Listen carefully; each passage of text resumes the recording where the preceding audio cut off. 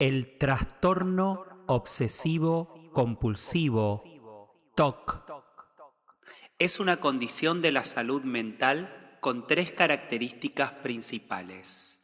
Las personas que padecen de este trastorno experimentan pensamientos involuntarios, irracionales y repetitivos, llamados obsesiones.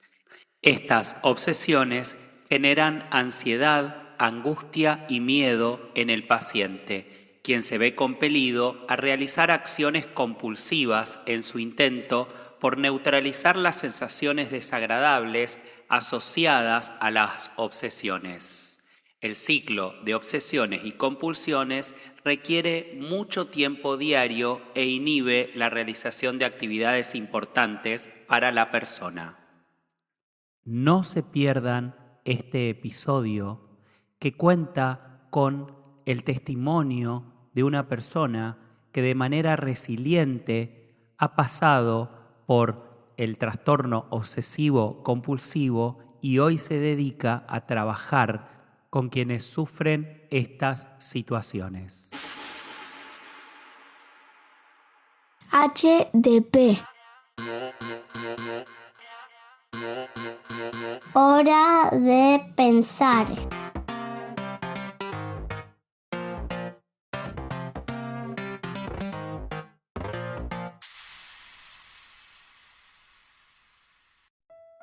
Este es un nuevo episodio del podcast HDP, Hora de Pensar. Mi nombre es Mauricio Estrugo, soy psicólogo y sexólogo y hoy tengo una persona invitada que en este tiempo vine siguiendo en las redes, escuché su historia y me dieron muchas ganas de meterme con esta temática.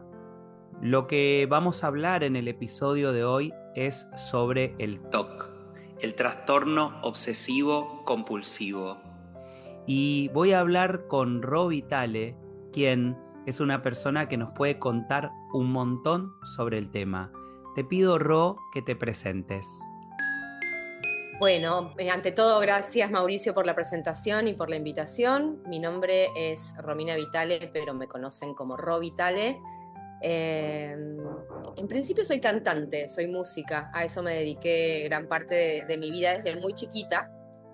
Y luego me recibí de psicóloga, no hace tanto tiempo, hice un posgrado y en este momento me dedico casi exclusivamente, por lo menos en términos de mi carrera como psicóloga, al tratamiento del trastorno obsesivo compulsivo y trastornos relacionados. Y esto tiene una explicación, que es que hace más o menos 12 o 13 años fui diagnosticada con TOC. Ya te contaré cómo fue ese primer encuentro cara a cara con el TOC. Pero bueno, esa fue mi mayor motivación para dedicar, digamos, mi trabajo clínico y de investigación a esta temática específica que tanto me convoca y me interpela. La verdad es que yo estoy convencido que para poder acompañar a personas que sufren de distintas patologías, de enfermedades, que tienen algún trastorno, no hay mejor que poner el alma. Y la verdad es que quiero que compartas con nosotros justamente esto que recién decías, cómo fuiste diagnosticada, qué significó para vos, o sea, un poco que nos cuentes tu historia hasta aquí, si podés. Sé y entiendo que, bueno, seguramente es muy largo, pero lo que puedas contarnos como una síntesis de todo eso. Sí, en realidad es largo, pero a esta altura ya encontré como modos de ir retomando el caminito para contarlo más o menos coherentemente, así que siempre me gusta compartirlo con quien y quienes tienen ganas de escucharlo y de resonar, porque, bueno, en principio hay muchas personas que viven con TOC. Esto es un dato epidemiológico interesante, es entre el 2 y el 4% de la población, estamos hablando de más de 350 millones de personas en el mundo, no es un pequeño número. Por lo tanto, y además, digo, muchas de estas personas no están diagnosticadas aún, o tienen diagnósticos equivocados, o están subdiagnosticadas, entonces siempre me gusta contar los detalles de mi historia, eh, no por una cuestión de exhibicionismo, ni siquiera de catarsis, sino porque estoy segura, lo he corroborado a lo largo de los años, que muchas personas al escuchar el testimonio de cómo fue mi historia se encuentran a sí mismas y pueden acceder a diagnóstico y a tratamiento. Así que bueno, con esa intro te cuento un poco cómo fue la cosa. Yo venía con alguna sintomatología que ahora después entiendo como una especie de prima de la hipocondriasis, o sea, lo que llaman TOC de salud. No tenía idea que eso era TOC, con algunos temores excesivos en relación al cuerpo, con algunas manifestaciones de lo que ahora entiendo que es el TOC de pensamiento mágico, pero no tenía idea que esto podía configurar un diagnóstico específico. Lo que me ocurrió es que con mi segundo disco yo gané el premio Gardel, Revelación.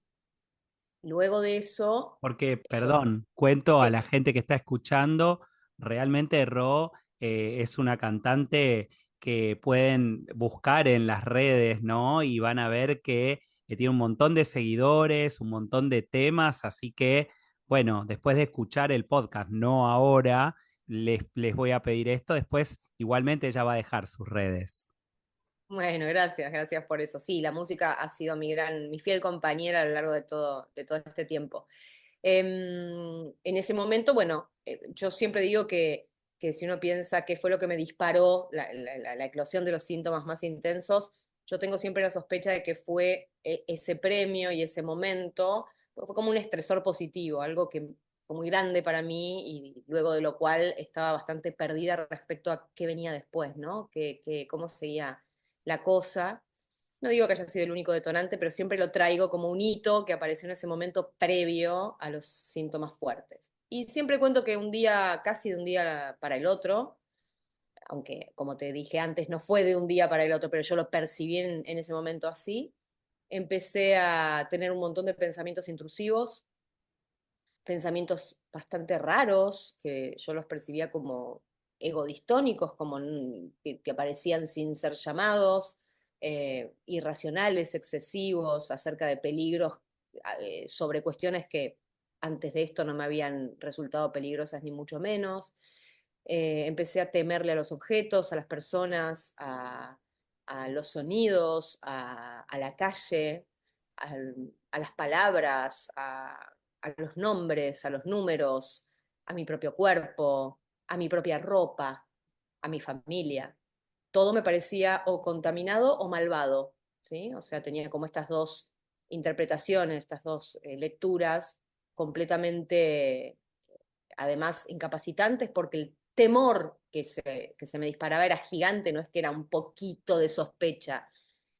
Lo que hasta el día anterior, o la semana anterior, o el mes anterior, me parecían objetos relativamente manipulables, muy súbitamente, a pesar de que, digamos, no fue súbito después, digamos, la irrupción me di cuenta que había sido más insidioso, pero en el momento yo lo percibí así, como no entiendo por qué le tengo miedo al vaso de agua, no entiendo por qué no quiero salir a la calle, siento que si salgo a la calle el aire va a tener contaminación y esa contaminación me puede enfermar o matar o a la gente que quiero.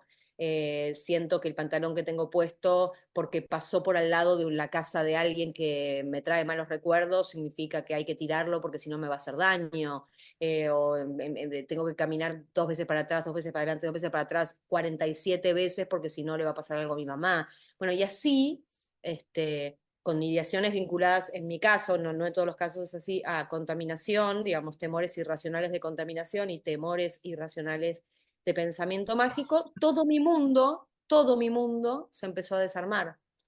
Yo dejé de poder casi todo, incluso cosas que atañen a lo más básico como comer, dormir o tomar agua, ¿sí? Eso se vio afectado O sea que de manera seria.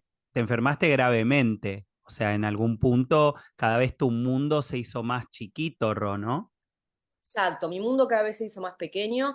Después con el tiempo fui cambiando los términos y dejé de hablar de enfermedad y empecé a hablar en otros términos, pero en ese momento, si lo pensamos en relación al cambio de mi calidad de vida, sí, fue masivo, masivo, Mauricio. O sea, y esto pasa mucho con las personas que tenemos TOC severo, que es de repente el mundo se convierte en una baldosita con amenaza de incluso achicarse más.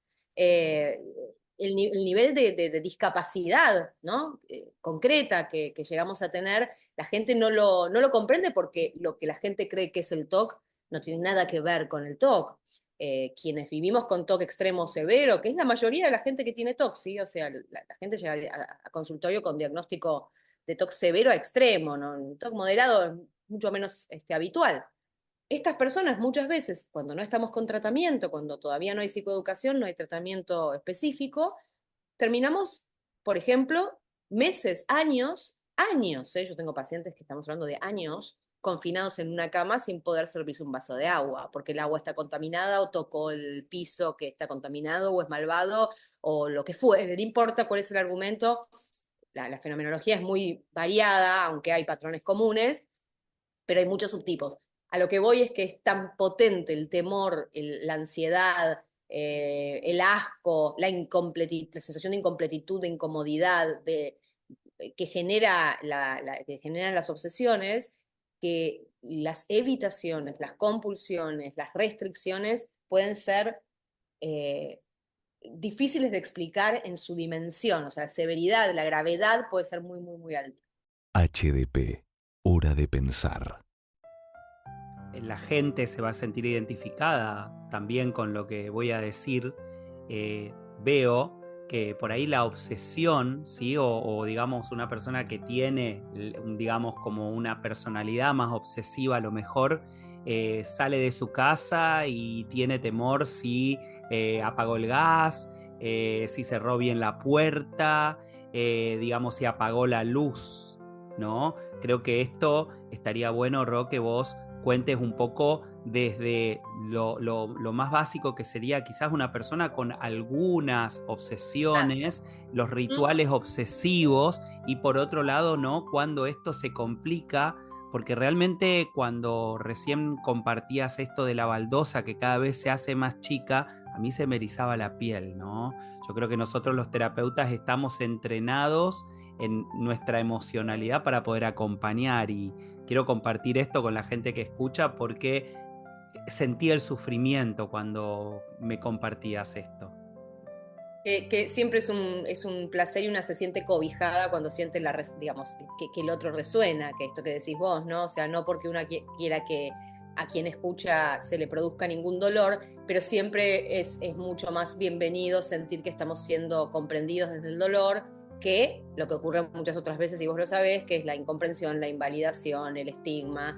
Así que si bien no querría transmitirte mi dolor, me alegra profundamente que puedas resonar y sentirlo, ¿no? Para un poco ponerte en los zapatos de quienes vivimos esta condición cuando está muy sintomática, ¿no? Porque después vamos a hablar de cómo se maneja. Partamos de la base de que los pensamientos intrusivos son universales. Digamos, no hace falta tener TOC para tener pensamientos intrusivos, no hace falta tener TOC para responder por momentos de maneras entre comillitas compulsivas frente a algunos pensamientos intrusivos. También son generales las temáticas, por eso mucha gente va a decir, ay, yo tengo esto de que cuando salgo de casa vuelvo para cerrar la puerta, ¿sí? Esto no quiere decir que esas personas tengan TOC. Nosotros, y vos lo sabés porque sos psicólogo, en paradigma psicoterapéutico actual habla más de espectros y de dimensiones que de cuadros estancos, ¿sí? O sea que nosotros podemos pensar que hay una dimensión de obsesividad, una dimensión de compulsividad, y que por supuesto, como todos seres humanos que tenemos un cerebro armadito más o menos parecido, podemos llegar a tener algunos más, algunos menos, algunos pequeños desajustes o aumentos o disminuciones de algunas de estas dimensiones o variables.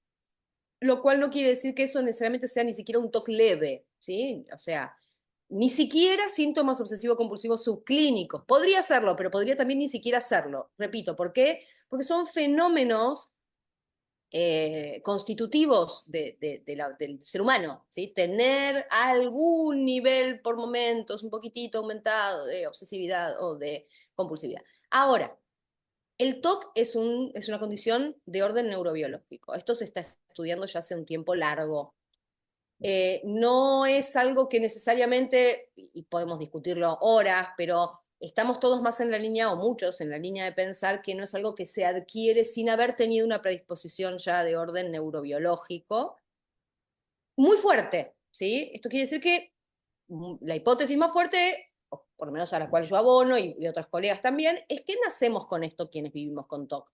Después habrán disparadores, digamos, habrán factores que mantengan, que sostengan la sintomatología y otros que no, pero lo cierto es que las personas con TOC no solo traemos un paquete de síntomas obsesivo-compulsivos como una bomba de tiempo que en algún momento explota. También tenemos un perfil sensorial particular, un perfil interpersonal particular, y algo un poquito más estructural si uno quiere pensarlo en esos términos. Bueno, por ahí, Ro, perdón que te interrumpa. Sí, Esto, digamos, si se quiere, yo, digamos, no conozco tanto de la neurobiología y es algo que evidentemente cada vez me interesa más porque se escucha más también, pero tiene que ver con la estructura, ¿no? Con la base que cada uno viene y con ciertas predisposiciones. Y me sale también pensar en lo que seguramente en la facultad hemos aprendido de que una persona puede tener una estructura psicótica, una persona que tenga por ahí una estructura más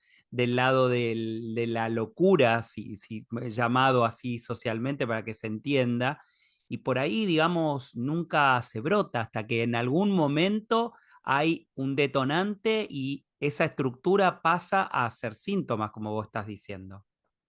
totalmente. A ver, las estructuras, vos lo sabés también, digamos, de psicosis, neurosis y perversión, corresponden más al, digamos, paradigma psicoanalítico. Es interesante el uso del concepto de estructura, en eso me parece que es piola. Quizás yo no abono porque no es la línea, digamos, que sigo, el abordaje con el que trabajo, no hablaría de tres estructuras en esos términos. Pero sí es cierto que, por ejemplo, lo que vos marcaste, la esquizofrenia, se está estudiando en términos neurobiológicos que también tiene unos determinados correlatos neuroanatómicos y neurofisiológicos y una determinada carga genética específica para el desarrollo de esa sintomatología. Entonces sí hay algo de lo estructural en esos términos, por lo menos, de lo genético, de lo constitutivo, que está ahí, que está ahí. Uno lo podría pensar como latente o no latente si habla de síntomas, pero si nosotros lo pensamos más como neurotipos o como constituciones neurobiológicas o de neurofuncionamiento, ahí pensamos que en realidad se está expresando en mucho más que el síntoma. O sea, esa persona con esa estructura ya va a desarrollar cualquiera de sus cuestiones, tanto sea personalidad, estilos interpersonales, perfiles sensoriales, modos de entender, no sé, teoría de la mente, la lectura de estados mentales. Ya esto va a venir atravesado por la estructura, por lo menos de algunas condiciones que se están estudiando mucho como neurodivergencias, ¿sí? O neurotipos específicos. Y bueno, y luego lo latente será lo sintomatológico, más que nada, ¿no? La parte que tiene que ver con si alguna vez, en algún momento, se disparan síntomas severos que requieren intervenciones más potentes. Pero yo diría que esas cuestiones neurobiológicas se expresan en todo, ¿no? En toda la extensión de esa existencia, ¿no? Yo siempre hablo de mi existencia obsesivo-compulsiva más que de mi trastorno, porque, bueno, lo entiendo mucho más allá de mis síntomas. HTP, hora de pensar. Esa existencia, Ro, para continuar un poco, porque está bueno esta doble manera, ¿no? De que estamos teniendo, hablando un poco más para quienes por ahí trabajan con salud mental y también a partir de tu propia vivencia, ¿no? Sí. ¿Qué te pasó? ¿Hasta dónde esto llegó? Y digamos, ¿cómo fue tu existencia, ¿no? Con todo esto. Me pasó que me empecé a perder de todo. Me empecé a perder de todo lo que me importaba. Empecé a dejar de poder abrazar a mi mamá. Empecé a dejar de besar, de tocar a mis gatos amados, a mis amigas, a cualquier pretensión de pareja sexoafectiva. Todo eso quedó de lado ¿Qué absolutamente. edad Hasta tenías? y yo ahora tengo 46, tenía 32, una cosa así, cuando me diagnostican.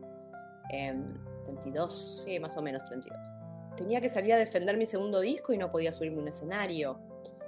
no podía vestirme. Llegué anecdóticamente, porque yo sé que también esto, ¿no? A la gente le interesa ver cómo se veía esto en lo concreto, ¿no? Y bueno, yo me pasaba por ahí inviernos sin ropa, porque la ropa la descarté completamente, y por ahí solo podía usar una o dos prendas descartables, ¿no? De ropa de esas que muy, muy baratas para poder tirar, porque yo sabía que esto iba a pasar, lavándolas compulsivamente agachada en el piso con productos desinfectantes, llorando, porque lavaba una vez porque era malo, lavaba una vez, otra vez porque estaba contaminado, y otra vez porque había tocado algo, y otra vez, y así por ahí horas y horas y horas, hasta finalmente caer rendida en la cama y decidir no salir. He estado desnuda en la cama días. Es muy ¿Sí? gráfico esto que estás diciendo, porque esto de una y otra vez Pero y otra nunca es vez, es la suficiente, característica ¿no? compulsiva.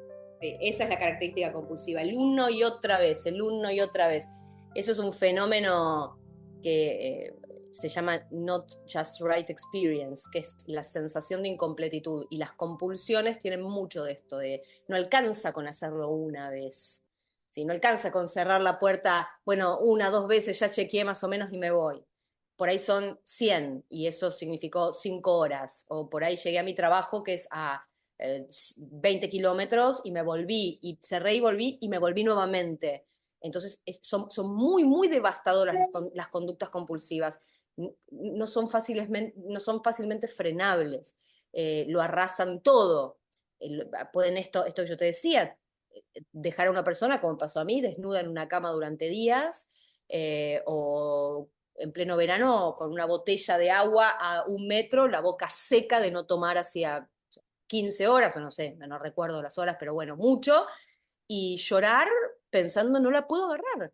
Porque hay algo que hay que decir, Mauricio, que es importante, que es que al TOC se lo llama el trastorno de los dos cerebros, ¿no? Un poco para graficarlo con una metáfora clásica. Porque a diferencia por ahí de la esquizofrenia, tampoco hay digamos, tampoco establecer esto otra vez, compartimentos estancos, como la esquizofrenia una cosa, el TOC otro. Olvidémonos de esto que dije último, pero sí en el sentido de que tenemos el sentido común bastante conservado, o sea, tenemos mucho insight en general. Esto quiere decir que yo me doy cuenta que lo que estoy pensando no tiene ningún sentido. No lo defiendo al modo de la defensa de un delirio, ¿sí? O sea, yo sé que no le puedo tener miedo a no sé, a una taza, que es ridículo que la taza, ¿por qué me va a hacer mal una taza? ¿Sí? Pero en el momento en el que aparece esta intrusión de que la taza es peligrosa, yo no puedo evitar sentir que es realmente peligroso y que se me juega la vida, se me juega lo más vital. Se activan cosas que realmente, o sea, centros del miedo que no son frenables. En algunos casos, mi capacidad de darme cuenta que no es peligroso no es tan clara como en este caso, ¿no? O sea, a veces, bueno, pero mirá si entonces, pero por ahí hay alguna mínima posibilidad, porque yo sé que no sé cuál. Hay algún tipo de argumentación que acompaña la compulsión, o sea, no es que es tan limpio esto, al estilo de, sé que no hace nada, aún así no lo tocaré. No, no, no, hay una ambivalencia. Pero sí es cierto que muchas veces el padecimiento viene por doble vía, porque por un lado es el miedo que le tengo al objeto y por otro lado es la frustración de verme a mí misma no pudiendo con algo tan chiquito. Así, digamos, dándome cuenta que algo tan chiquito, tan insignificante para otras personas, para mí es el fin de mi tranquilidad y haber perdido un día completo o un año completo. Mm, Entonces esa doble vía de dolor es interesante en el TOC porque además como terapeuta nosotros tenemos que laburar con el paciente, que es, claro. no es solamente que pueda aumentar su flexibilidad, sino que tiene que hacer el duelo por todo lo que perdió, dejar de enojarse tanto consigo mismo por no poder con algo que parece tan chiquito y tan elemental, Mm. etcétera, ¿no? Digo, esto también es interesante respecto al toque en específico. H, D, P. Hora de pensar. Escuchaba que esto te pasó, o por lo menos vos marcás ese punto y también decís después que pasaron otras cosas, ¿no? Seguramente, pero pienso, ¿no? En la gente que, digamos, actores, actrices, cantantes, ¿no? Gente que se suicida incluso, ¿no? O por lo menos tiene depresiones, y es por lo poquito que podemos enterarnos, ¿no? Por los medios, pero cuánto nos pasa con el éxito, ¿no? Digamos, a veces uno asocia todo esto con una infancia tremenda, con traumas, con situaciones, ¿no? Malas. Y acá esto vos marcás que empezó a partir de ganar un premio, ¿no? Un reconocimiento a algo que seguramente lo hacías con mucho amor, mucha pasión. Es interesante lo que decís, porque a ver, yo soy una ferviente defensora de la idea de las etiologías múltiples, ¿no? Seguramente cosas de la infancia lo han influido, seguramente cuestiones del apego, podemos hacer una lectura múltiple y buscar en todos los tachos de basura que encontremos.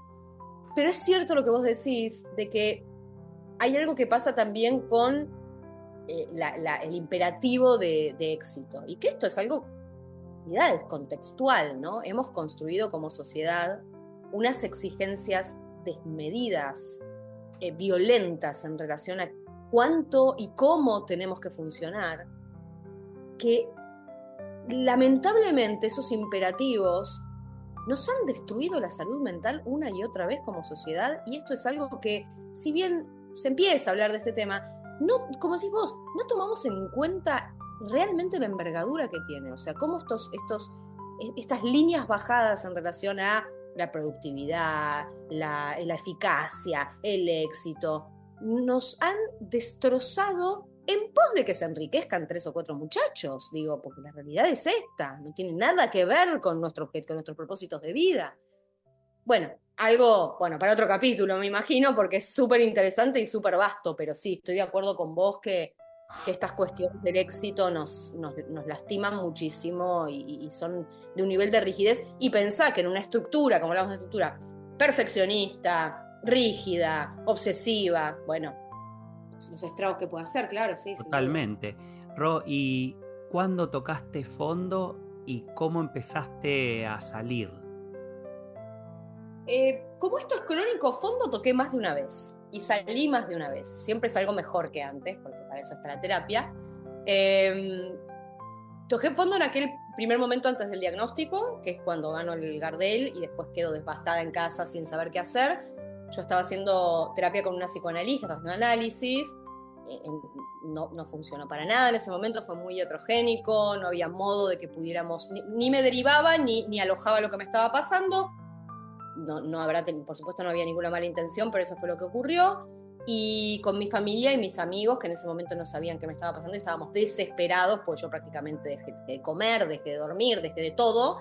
Llegamos a Fundación AIGLE, que es un centro de terapia cognitivo-conductual integrativa, y ellos me hicieron el diagnóstico, y a partir de eso empecé el primer tratamiento, que había un tratamiento específico, ¿sí? De terapia cognitivo-conductual, con énfasis en una técnica que se llama exposición con prevención de la respuesta, que es lo más eficaz que existe hoy en TOC, funciona muy muy bien, no es mágica, pero funciona muy muy bien en general, y hay además la posibilidad de acompañar con psicofarmacología, que también ayuda mucho. Así que bueno, en ese momento empecé mi tratamiento y fui mejorando paulatinamente hasta volver a ganar funcionalidad. Después tuve una recaída importante en la pandemia, como tantas personas, y volví entonces a reencarar el mismo tratamiento con otra profesional y qué sé yo, y volví a levantarme. Y así, viviendo la vida en las oscilaciones necesarias. ¿Qué quiere decir en tu caso, no? Porque cada persona, la funcionalidad es distinta y el riesgo de generalizar justamente es imaginarnos que, por ejemplo, una persona que pasó por esto está curada, ¿sí? Entre comillas. ¿Qué sería para vos esa funcionalidad? Y hoy en día, digamos, ¿cómo es tu vida en relación a lo que te pasó? Bueno, está muy buena tu pregunta, me gusta, porque si no caemos otra vez en la idea de que funcionalidad es una sola cosa y que cualquier cosa que se corra del funcionamiento neurotípico hay que seguir curándolo, ¿no? Y la verdad es que no, yo no soy igual de funcional que una persona neurotípica y tampoco pretendo serlo. Sí, te podría decir que oscilo mucho entre estar rodeada de un núcleo de personas que muchas veces funcionan asistiéndome y acompañándome, porque muchas veces mis desafíos son diferentes, ¿sí? Por ejemplo, no sé, me cuesta más la autonomía total en cuestiones de movilizarme, a veces por ahí requiero que me acompañen, si estoy más nerviosa o hay algún factor estresante, por ahí necesito algún apoyo, no sé, en ámbitos colectivos, por ahí todavía me quedan algunas compulsiones que bueno, están ahí, me cuesta por ahí sentarme, entonces por ahí a veces compulsiono limpiando alguna silla, o tardo más, o necesito tiempos para adaptarme a situaciones grupales, o tengo rigideces que van más allá de los síntomas clásicos, digamos, no sé, me cuesta por ahí compartir trabajos en grupo, en general soy más perfeccionista, pido mucho, hablo mucho de mi TOC con la gente, ¿sí? Hablo mucho de mi TOC. Y no solamente pido apoyos, digo, también hago muchísimo trabajo de exposición para poder adaptarme, pero intento, esto también lo hago con mis pacientes, que no sea solamente un trabajo de adaptación nuestra al mundo, sino que más bien fundamentalmente el mundo también entienda que somos diferentes y que al igual, por ejemplo, que la comunidad autista o la gente con TDAH o las personas con esquizofrenia, tenemos también merecido un espacio en este contexto compartido.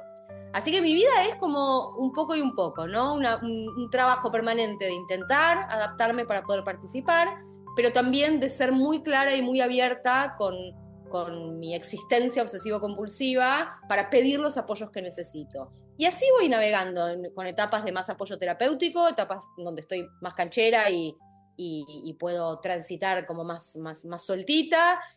Los desafíos son permanentes, pero también hay como una cosa muy linda de estar rodeada de una comunidad de personas con TOC, muy resiliente, ¿no? Personas que admiro también. Creo que somos una comunidad muy linda también en donde podemos identificarnos no solo con, ay, a mí también me pasa esto y aquello a nivel síntoma, sino yo también me levanté de una situación muy dura, yo también tengo una manera muy particular de sensibilidad en lo interpersonal, que también tiene que ver con mi estructura, y compartimos un montón de otras cosas, además de los síntomas.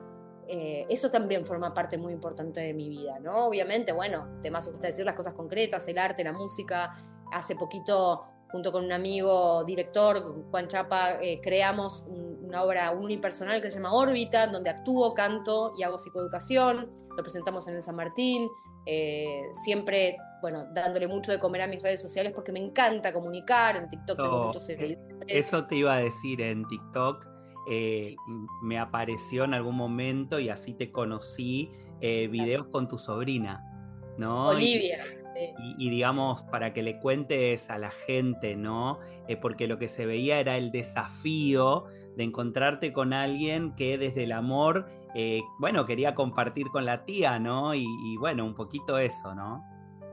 Oli es una genia, porque lo que fue interesante es como que casi sin quererlo fuimos compartiendo con la gente, y por eso se viralizan tanto los videos de Oli, esto de que yo me tomé muy en serio que ella creciera sabiendo que la tía vive con TOC.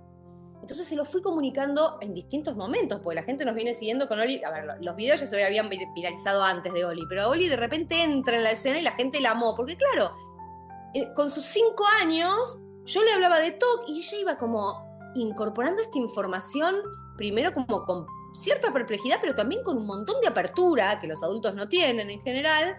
Ella fue creciendo, aprendiendo cómo hacer para acompañarme, no acomodando, es decir, muchas veces ella ni siquiera colabora con las compulsiones, me alienta a que exponga y me alienta a que avance, con una naturalidad, con un amor, y trata de arreglárselas solas cuando ve que yo no puedo, me pide ayuda cuando realmente lo necesita, dialoga, hay una cosa de una dinámica de aprendizaje mutuo espectacular con Oli. Así que entiendo que a la gente le cope ese tipo de contenido, porque de verdad yo siempre cuento que todo lo que hago en redes, salvo que haya que repetir por alguna razón técnica alguna escena, es real. Si no estamos actuando, sería imposible además. Es que a mí me parece, Ro, que justamente eso es lo que atrae y también sirve un montón porque te mostrás real, porque no hay una cuestión sobreactuada y porque justamente así como recibís amor, seguramente también la gente, porque hay haters en todos lados, que se puede burlar ¿Sabés y lo que puede es? molestar, pero bueno, creo que es más el servicio que se hace cuando uno hace este tipo de cosas, digamos que la importancia de quién es o qué dice la gente. H, D, P. Hora de pensar. A ver, veníamos hablando de que justamente, digamos, esto había traído un montón de consecuencias en tu vida, que la vida se había achicado cada vez más, pero que de a poquito fuiste saliendo adelante y hoy llevas una vida relativamente funcional, ¿no? Y yo te preguntaba justamente acerca de la funcionalidad, ¿no? Hoy en día para vos con todo esto que ha pasado, lo que decías es que, bueno, que podés compartir, pero recuerdo haber, cuando investigaba sobre tu historia, ver que te costaba subirte a un auto, que te costaba ir a visitar a tu papá que vive en Córdoba, ¿no? Sí, exacto. Sí, Ujú. sí, Y que, totalmente. y que todo para vos era un desafío. Digo, eh, me meto en todas estas cosas porque hay gente que estigmatiza mucho, que cree que en realidad esto es algo que es de jodida, de complicada, ¿no? Y realmente, digamos, de mi parte, como te decía hace un rato, puedo empatizar con tu sufrimiento. ¿Mm? Bueno, es un alivio, como te dije antes, sentir la empatía, tu empatía y esto de que puedas resonar y entenderlo y además explicar también por qué resonás, que eso me simplifica a mí tener que hablar de lo que pasa con el estigma, porque bueno, obviamente vos lo tenés muy, muy claro y muy a mano y también me gusta que lo estás diciendo desde un lugar de ponerte en el lugar del otro y no necesariamente de ubicarlo como una historia propia, ¿no? O sea, me puedo poner en el lugar del otro aunque no lo esté transitando. Totalmente. Entonces, es hermoso y se agradece mucho y se valora. Sí, a ver, es un desafío permanente porque es como vos decís, no solamente es un desafío con los síntomas, sino también con el afuera, con cómo la gente nos mira, cómo la gente nos exige determinado funcionamiento y si no, hay una cosa muy condenatoria. Estas ideas que ocurren, ¿no? Que circulan alrededor de nuestros síntomas por las características de rigidez de los síntomas que son o es una jodida o es una caprichosa o no sé quién se cree que es. Yo he escuchado cosas como que el TOC es un trastorno de ricos porque alguien que tiene que salir a laburar no lo tendría. De todo, ¿no? O sea, montones de cuestiones.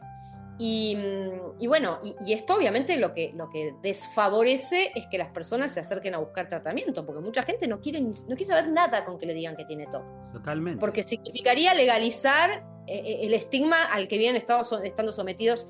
Y en realidad es al revés, ¿sí? Cuanto más, esto yo lo veo en el consultorio también, o sea, y lo vi conmigo, cuanto más me apropié del diagnóstico y más pude empezar a abrirlo, a socializarlo, a aprender un montón, a pedirle al contexto cercano que aprenda.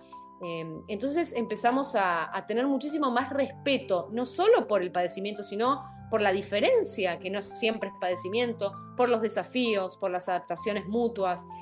Pero bueno, fue todo un procesote, ¿no? Larguísimo.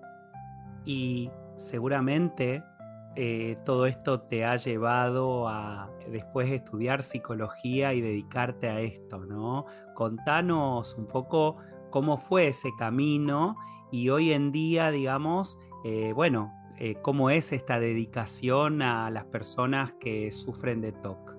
En realidad yo empecé a estudiar psicología cuando salí del colegio, un rato. Bueno, me gustaba porque mi mamá es psicóloga y como que circulaba en la familia. Y nada, me acerqué a estudiar un ratito psicología en la UBA y después, bueno, empezó el tema de los discos y de tener que viajar y de los shows y la dejé. Después la volví a retomar antes de la salida de mi segundo disco y la volví a dejar por las demandas del disco, o sea que siempre la psicología estuvo ahí coqueteando. Yo en un momento escribo un libro que se llama Tocada, eh, a partir de que justamente empecé a hacer público mi diagnóstico y a hablar del tema y un montón de gente se iba acercando, encontrándose ahí en mis palabras, ¿no? Digo, cuando hice unas primeras entrevistas allá, cuando fui diagnosticada, esto me llevó a empezar a pensar en la posibilidad de hacer un libro, porque yo siempre digo que mi libro empezó accidentalmente, porque yo empecé a escribir como forma de compulsión, para darme reaseguro, y después como forma de catarsis, y después una editorial a la cual mi mamá le dijo, ¿por qué no le presentas esto? Les encantó la idea y decidieron publicarme. O sea que fue una cuestión accidental no buscada, pero lo que sí ocurrió es que después de que se publicó el libro, bueno, se acercó muchísima gente. Entonces lo que ocurría era que yo derivaba a los pacientes, los pasaba, yo no era psicóloga, a los poquísimos especialistas que yo conocía de TOC en Argentina. Y bueno, en un momento empecé a darme cuenta de que muchas de esas personas lo que querían era tratarse con alguien que viviera con TOC. Y yo lo entendía, Entonces, bueno, un poco movida por esto, decidí terminar la carrera, la terminé en una universidad española online, ahora estoy haciendo la convalidación en la UBA, hice un posgrado en la Fundación Aguilé, que fue maravilloso también, y creé un centro que se llama Espacio Épica, un centro de tratamiento de TOC, el abordaje del TOC, justamente con esa idea. El 90% de nuestro equipo tiene TOC, las psicólogas tienen TOC, hasta la persona de administración tiene TOC, los acompañantes terapéuticos con los que trabajamos tienen TOC. Y esto me parece que fue como dicen los yankees, un game changer, ¿no? O sea, lo cierto es que muchas personas se acercan a nuestro centro porque saben que somos personas que estamos viviendo el mismo desafío. Así que yo creo que ese es un poco el corolario, ¿no? De la razón por la cual yo estudié psicología, que es poder juntar los dos mundos, ¿no? Mi experiencia vivida y la psicología, la posibilidad de ayudar. Me viene la imagen de unas palabras de Jung que hablan de el curador herido, ¿no? Y Hermoso. justamente creo que, digamos, esto que contás del centro, de tu propia experiencia, ¿no? Desde el propio dolor poder acompañar a alguien que está padeciendo algo, así como una persona adicta que ha hecho un camino de recuperación, es una persona que entiende lo que le está pasando a esta otra persona.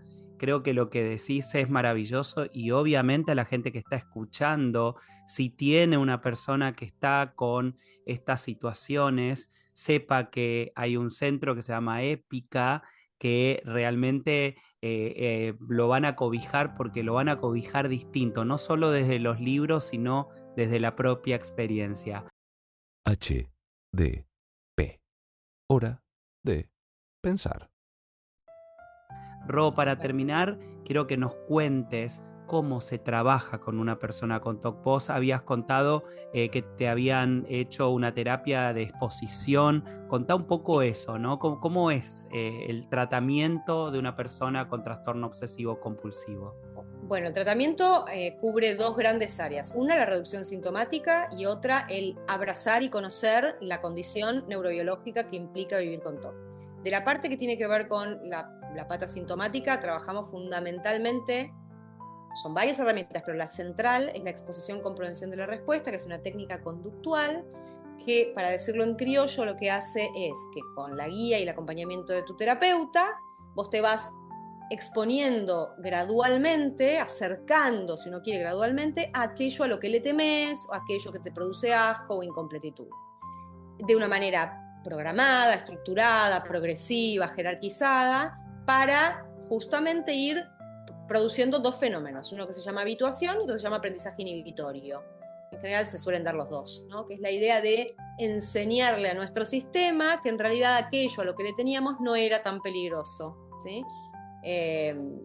Esto, así simple como parece, es sumamente efectivo en general, siempre que se haga sostenidamente, con una guía, hasta después internalizar la herramienta y poder usarla de manera independiente.